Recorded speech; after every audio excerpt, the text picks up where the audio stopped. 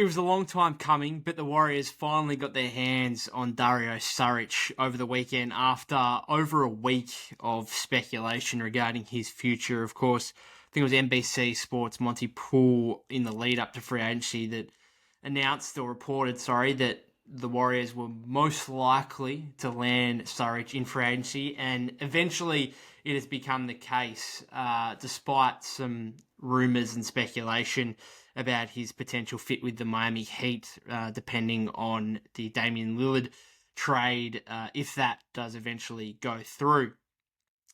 Can't underestimate the importance of this signing for the Warriors. And I tweeted it out on immediately after the news. I tweeted out, look, it's a little bit sad that we've got to a point where a player like Dario Saric, who is a role player, actually means this much to the fans as a signing. But that's what it is when the Warriors only have minimum contracts available. Like, that's what you've got to work with. And to be able to get a player who, it's not just him as a player, but it's how he fits with this Warriors system that I think is going to be really, really good and really, really effective.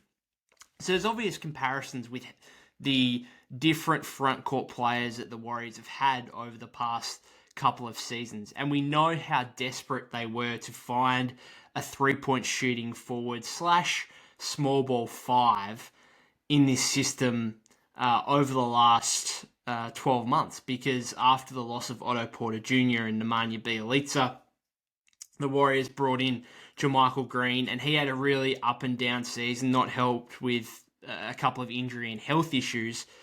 However, I don't think anyone expected him to be starting games in the second round of the postseason, given his form throughout the course of last season. And it simply came down to the fact the Warriors were desperate for someone with a three-point shot who also has the size to be able to kind of pinpoint the gap between trying to prioritize offense and not having two non-four spaces out there in Draymond Green and Kevon Looney, but also not delving right into a three-guard lineup of what was then Jordan Poole, Steph Curry, and Klay Thompson, and trying to squeeze the gap with a guy that could provide that three-point shooting, but also not affect them size-wise and defensively. And look, I give credit to JaMychal Green for how he performed during that second-round series, coming off a season where his playing time and his opportunity was really up and down. But ultimately, he as a player wasn't the perfect fit with the Warriors. He's a very athletic type.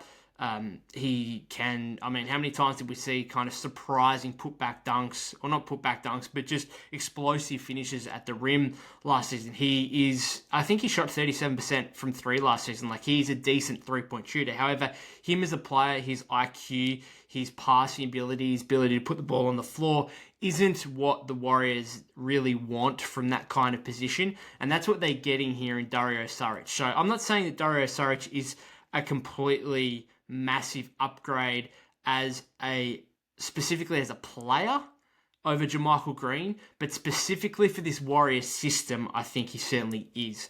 Now, if we go back to the season before the championship year, obviously in 2021-22, they've got Otto Porter Jr. and Nemanja Bjelica, and there's been comparisons there between those two players. I think he's somewhere in between in terms of what kind of impact we're going to see from him next season. I think it's impossible to expect an Otto Porter Jr. level of output from him. Otto was a starting and closing player for the Warriors in their best lineup in the NBA Finals, for goodness sake. It just goes so under the radar how important and how good he was for the Warriors. It's a real shame now that he's had injury troubles in Toronto, but my goodness, was that one of the best one-year signings the Warriors have had over the past decade. Absolutely unbelievable, and I think to expect the same out of Saric would be pretty unfair. They're also different kind of players as well. I don't think, Otto was more of a four that could potentially play small ball five, but not really. It was more that 4-5 combo with Draymond. Saric is probably going to be similar, but as we've seen in his latest stint with the Oklahoma City Thunder, where he was primarily a small ball five, and I think that's what he's going to be in the Warriors system. So he's more going to play the Bjelica role. However, I think he's closer to his prime, although he is coming off an ACL injury 2 years ago. I think he's closer to his prime than what Bjelica was when he was with the Warriors. And we've got to remember, Bjelica, he copped a lot of flack from Warrior fans across that season. I mean, it all ended rosy because they won the championship, and he actually had some good minutes in the finals. Especially, he became this Jason Tatum stopper out of nowhere. But that whole season, he copped a lot of flack for being in the rotation in the first place, and I'll never forget this, for giving up a plethora of open threes and instead trying to be this Nikola Jokic type who puts the ball on the floor and facilitates for others, when every fan is pulling their hair out saying, any chance to shoot an open three. This is what you're here for, do it. And he didn't. So I think Saric will be somewhere in between, but he is that kind of Bjelica, a 4-5 who can shoot the three, who can put the ball on the floor and can play make, which I think in the Warrior system is going to be really important. And it's an element that, as I said, JaMychal Green didn't have last season.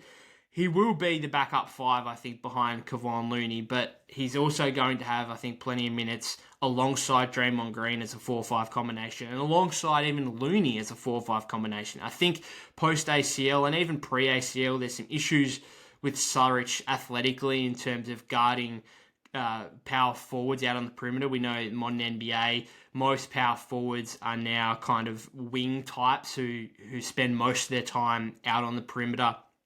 And I think that's where Saric may struggle a little bit if he's playing large minutes at power forward. But, I mean, that's where he's played across the course of his career. So according to Basketball Reference, 81% of his time on an NBA floor has been as a power forward.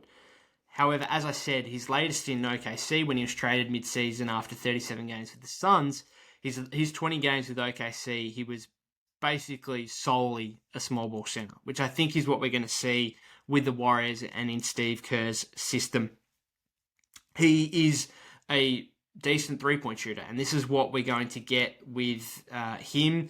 Now, yes, you could say JaMychal Green shot 37% last season. I think Warrior fans are going to feel a lot more confident every time that Dario Saric takes a three-point attempt, whether it's in a pick-and-pop game with Chris Paul, or also, I mean, he shot 44.8% on corner threes last season. So if he is playing more as a power forward, or even as a small ball five, regardless, he can just sit in the corner on offense, space the floor, and as I said, 44.8% from the corner last season. So they could use him in a variety of different ways. Obviously, he's got that history with Chris Paul in their time at the Suns.